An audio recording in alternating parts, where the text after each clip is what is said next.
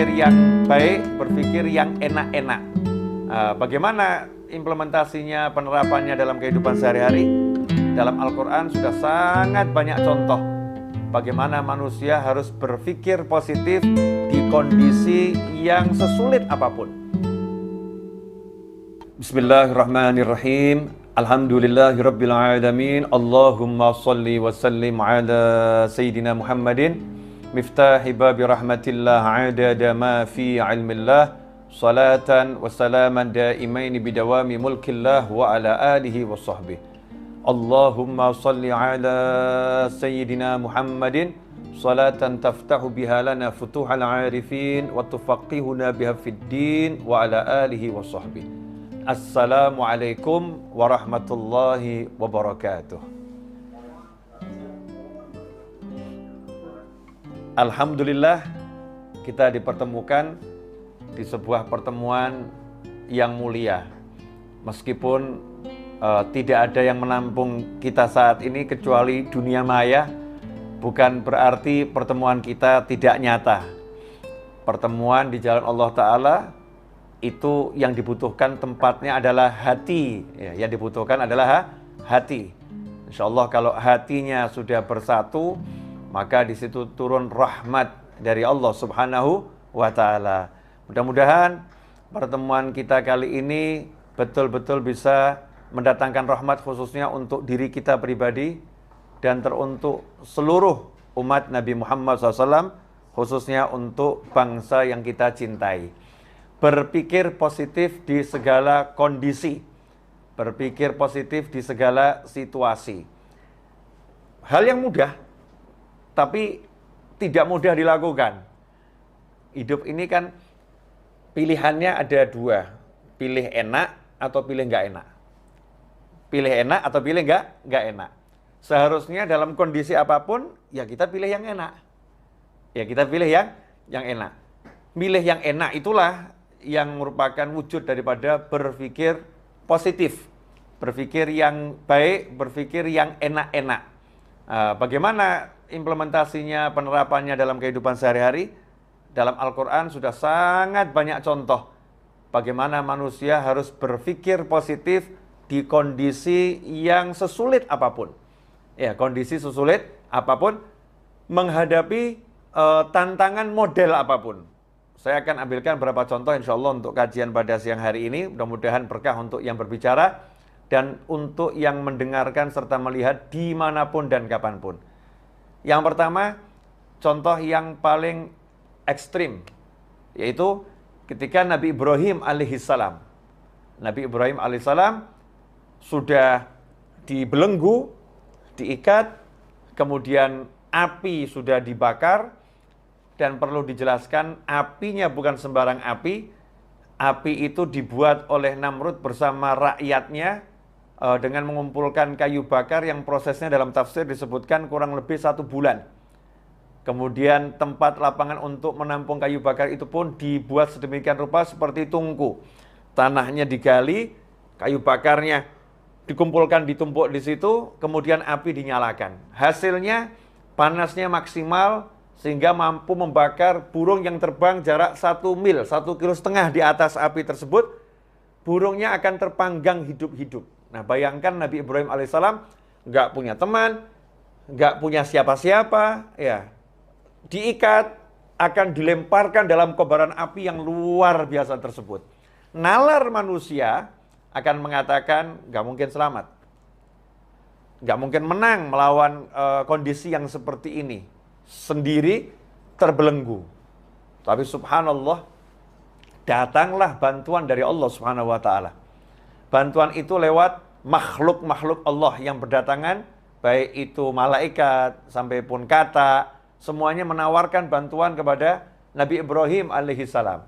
Tapi saat itu Nabi Ibrahim alaihissalam pada puncak cinta yang luar biasa, sehingga Nabi Ibrahim mengatakan ilmuhu bihali kafani ansuali. Allah tahu keadaanku, biar Allah sendiri yang langsung ngurus aku nanti. Biar Allah yang langsung ngurus aku. Ini jangan dicontoh loh ya. Ini tingkat cinta yang tinggi. Kita biar Allah yang ngurus kita, tapi kalau kesah terus. Nabi Ibrahim datangi malaikat Jibril alaihissalam. Saya akan tolong kamu. Maka Nabi Ibrahim mengatakan, Allah Maha mengerti kondisi saya, biar Allah yang ngurus saya. Ya udah kalau begitu kamu minta sama Allah. Ya itu karena Allah tahu saya nggak minta sama Allah. Ini yang boleh ngomong gini, yang memang kelasnya kelas Nabi Ibrahim alaihissalam. Kalau kita ini kelas orang-orang yang banyak keluh kesah nih ya minta. Ya nunjukkan kebutuhan yang luar biasa. Nabi Ibrahim alaihissalam kelasnya kelas manja. Jatuh cinta berat pada Allah subhanahu wa ta'ala. Hasilnya apa? Beliau berpikir positif, ya akan ada pertolongan langsung dari Allah Ta'ala. Allah akan menyelamatkan dengan caranya Allah. Yang saat itu tidak ada satu makhluk Allah pun, bahkan malaikat Jibril alaihissalam, ya, tidak pernah berpikir bahwasannya api itu akan menjadi penyelamat untuk Nabi Ibrahim alaihissalam. Karena sejak malaikat Jibril itu diciptakan, melihat api itu selalu membakar. Api itu membakar. Ya, api itu sifatnya membakar, nggak berubah. Tetapi hari itu Allah Subhanahu wa taala merubah. Ya narukuni bardan wa salaman ala Ibrahim. Hai api, kata Allah taala. Jadi Allah langsung bicara kepada sumber masalahnya. Masalahnya di mana? Kayu bakarnya? Bukan.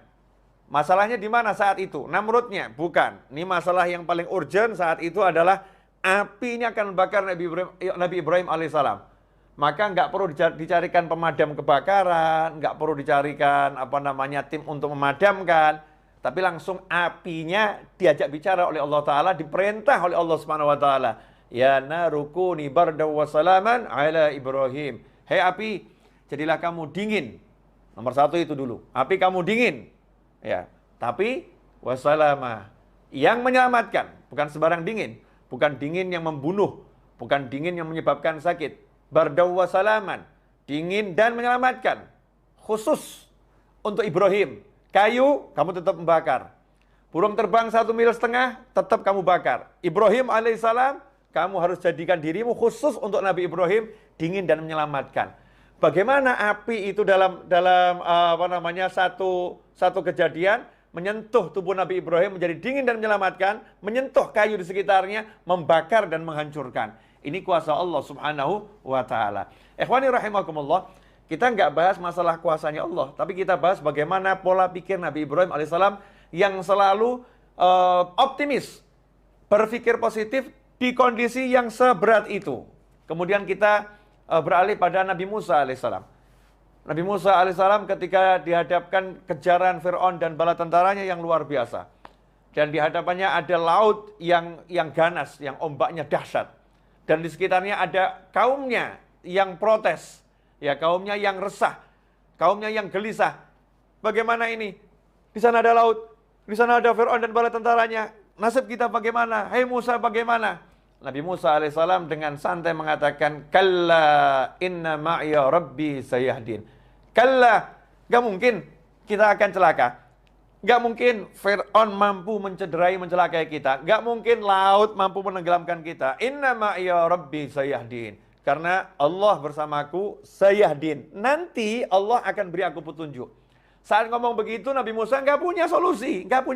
Tapi punya keyakinan. Punya pikiran yang positif. Pasti Allah akan berikan jalan keluar. Pasti Allah akan berikan solusi. Hasilnya Allah berikan solusi yang di luar nalar. Seperti api tadi di luar nalar, maka solusinya juga di luar nalar. Apa ini? Masalahnya kalau lewat terus ada laut. Kapal nggak punya. Ini orang-orang nggak ahli renang, hidupnya di padang Sahara, nggak pernah belajar berenang. Ya, senjata nggak ada. Mau ngelawan Fir'aun dan bala tentara, ini konyol. Nggak punya apa-apa ini. Mau terjun ke laut juga sama konyol. Terus bagaimana? Allah Ta'ala jadikan lautnya itu jalan keluar. Allah Ta'ala jadikan lautnya itu solusi. Caranya bagaimana? Hei Musa, pukulkan tongkatmu itu ke laut. Kayu, biasa. Tapi di tangan orang yang beriman pada Allah Ta'ala, maka Allah perintahkan kepada laut ketika kena pukulan kayu, wahai laut, membelahlah engkau menjadi 2 bagian. Subhanallah, begitu kena pukulan kayu, maka laut itu membelah menjadi tebing yang luar biasa. Nabi Musa dan kaumnya melewati tebing air laut yang luar biasa tanpa rasa takut. La khaufun alaihim wa lahum yahzanun. Allah turunkan kepada mereka rasa tenang, nyaman, berjalan. Padahal ini gemuruh air luar biasa, dibendung oleh Allah Subhanahu wa ta'ala. Jalan melewati sampai ke tepian, kemudian Fir'aun dan bala tentaranya menyusul. Allah kemudian tenggelamkan laut itu kembali seperti semula, sehingga Fir'aun dan bala tentaranya tenggelam. Lagi-lagi berpikir positif di saat yang mustahil mendapatkan solusi, itu dilakukan oleh Nabi Musa alaihissalam.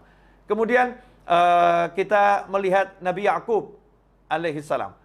Nabi Yakub alaihissalam yang udah dikasih tahu bahwasannya Nabi Yusuf alaihissalam sudah dibunuh oleh serigala, diterkam oleh serigala. Ini darahnya, ini pakaiannya. Nabi Yakub mengatakan, nanti ya putraku akan dikembalikan semua kepadaku. Selalu yakin kalau Nabi Yusuf masih hidup. Jasadnya nggak ada, aku nggak ketemukan jasadnya. Berpikir positif, Nabi Yusuf masih hidup. Tentunya dilandasi dengan ilmu dari Allah Subhanahu wa Ta'ala. Hasilnya apa? Hasilnya betul dipertemukan dengan putranya Nabi Yusuf alaihissalam, bahkan sudah menjadi seorang perdana menteri terpercaya di kerajaan Mesir yang punya kedudukan tinggi dan dicintai oleh masyarakat Mesir. Orang tuanya pun dimuliakan oleh Nabi Yusuf alaihissalam, keluarganya pun dimuliakan oleh Nabi Yusuf alaihissalam. Setelah perjalanan panjang yang dibuang ke sumur, dijual sebagai budak, masuk ke penjara, akhirnya menjadi seorang yang luar biasa. Lagi-lagi Nabi Yusuf berpikir positif, ayahnya berpikir positif. Kemudian kalau kita lihat kepada Nabi Ismail alaihissalam beserta ibunya, dan Nabi Ibrahim alaihissalam ketika bersama keluarganya, saat Allah Subhanahu wa Ta'ala memerintahkan Nabi Ibrahim untuk membawa istri dan anaknya untuk memindahkan istri dan anaknya ini ke suatu dataran rendah yang nggak ada manusia ataupun binatang yang hidup di sana, yang panasnya tinggi, nggak ada air, yang adanya cuma padang pasir dan gunung bebatuan. Maka saat itu Nabi Ibrahim alaihissalam meninggalkan istri dan anaknya dengan pikiran positif yang luar biasa, sementara sang istri yang ditinggal pun pikirannya positifnya luar biasa, mengatakan pada suaminya, kalau Allah yang memerintahkan kamu untuk meninggalkan kami di sini, maka pulanglah dengan tenang, dengan nyaman, lanjutkan perjalananmu. Maka suaminya pulang ke istri yang lain, ya, sementara istrinya bersama anak di padang Sahara yang mematikan saat itu. Nabi Ibrahim pun naik ke atas gunung, kemudian melihat ke arah istri dan anaknya, angkat tangan dengan doa yang diabadikan dalam Al-Quran,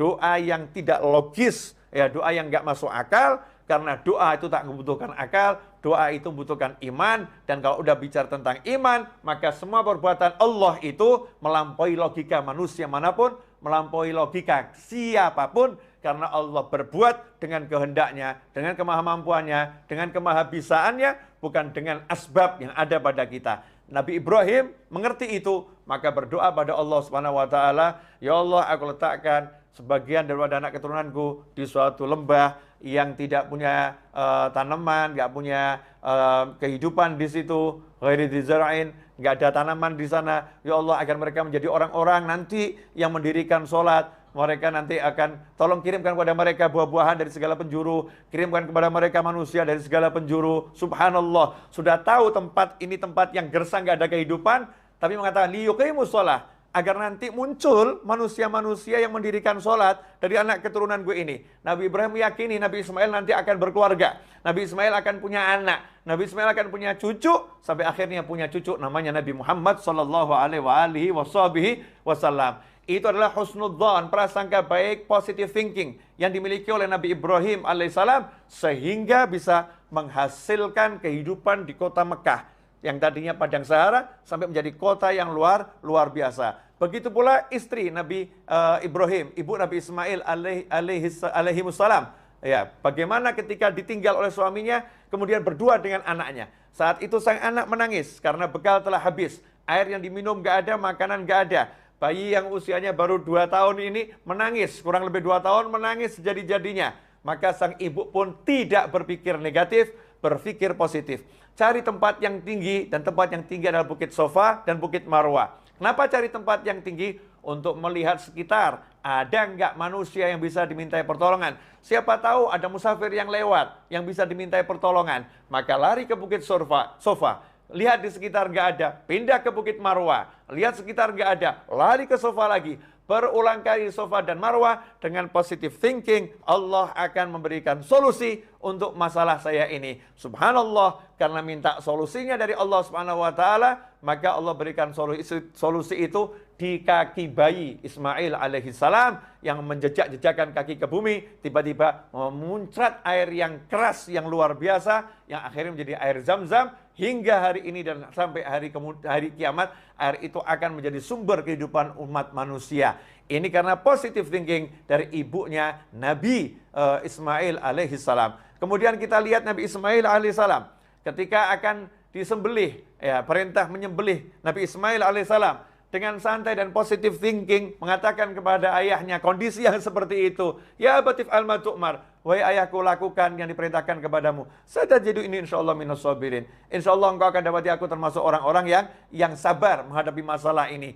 Apa yang terjadi? Allah Ta'ala jadikan leher Nabi Ismail tidak bisa disentuh oleh pisau, ya. Pisau yang tajam nggak bisa menyentuh leher Nabi Ismail. Leher itu menjadi seperti baja yang luar biasa. Kemudian Allah katakan pada Nabi Ibrahim alaihissalam, engkau telah melaksanakan arti mimpimu, maka sekarang kami datangkan domba dari surga sebagai ganti untuk Nabi Ismail alaihissalam. Maka saat itulah diganti domba yang disembelih. Nabi Ismail pun selamat karena positive thinking dari ayah, positive thinking dari anak menghasilkan sesuatu yang luar biasa. Ikhwani rahimakumullah.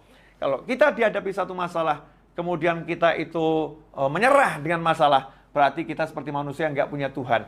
Manusia nggak punya Allah subhanahu wa ta'ala. Jangan pernah menyerah menghadapi kehidupan model apapun dan model bagaimanapun.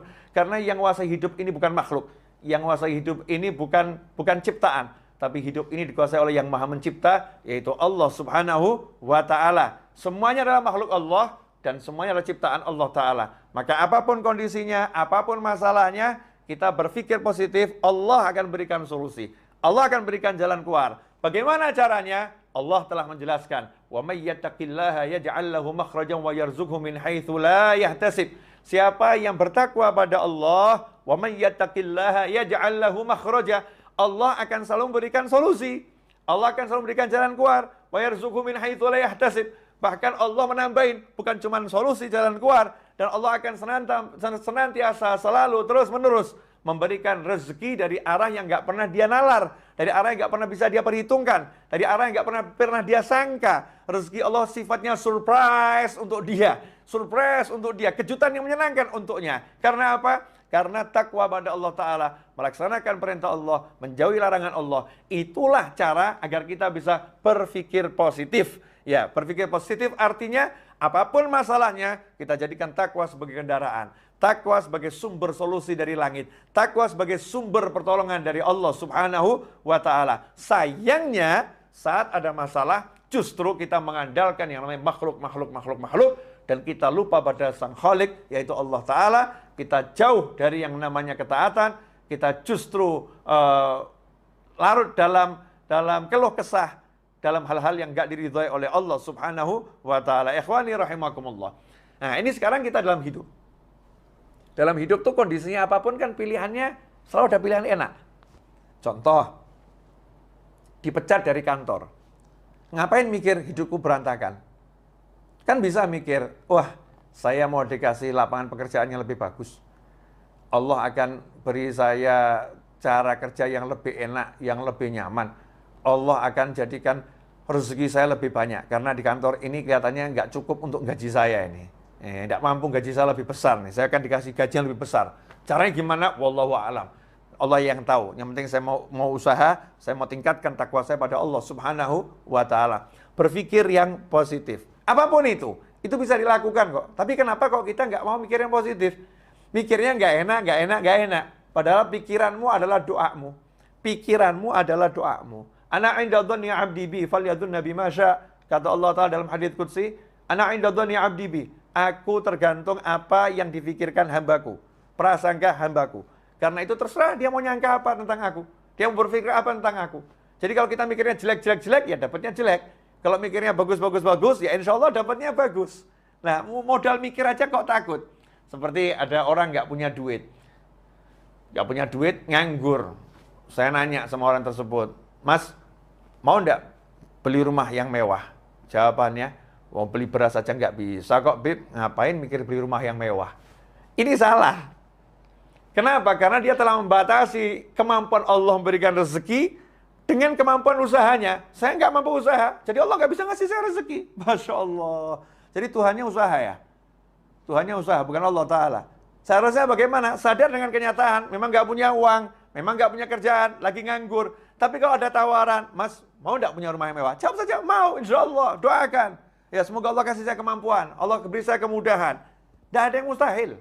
Tapi kenapa mikir yang positif aja berat? Karena tauhidnya lemah. Karena yakinnya sama Allah lemah. Ma'rifatullahnya lemah. Gak paham siapa Tuhannya. Gak paham siapa Allahnya. Gak paham bagaimana kemampuan Tuhannya. Dan gak paham kalau dirinya gak mampu apa-apa. Dan yang lain juga gak mampu. Yang mampu hanya satu. La ilaha illallah. Muhammad Rasulullah SAW. Karena itu dikatakan dalam surat Al-Ikhlas. Qul huwallahu ahad, Allahus samad. Katakan, hanya Allah yang Maha Esa. Katakan bahwasanya hanya Allah tempat bergantungnya segala sesuatu. Gak ada yang lain. Hanya Allah, dan hanya Allah. Ikhwani rahimakumullah. Nah, ini beberapa yang sudah saya paparkan ini insya Allah menjadi masukan yang manfaat buat saya khususnya dan pemirsa dimanapun Anda berada. Jazakumullah khairan. Saya minta maaf atas segala kekurangan. Mudah-mudahan berkah manfaat. Wassalamualaikum warahmatullahi wabarakatuh.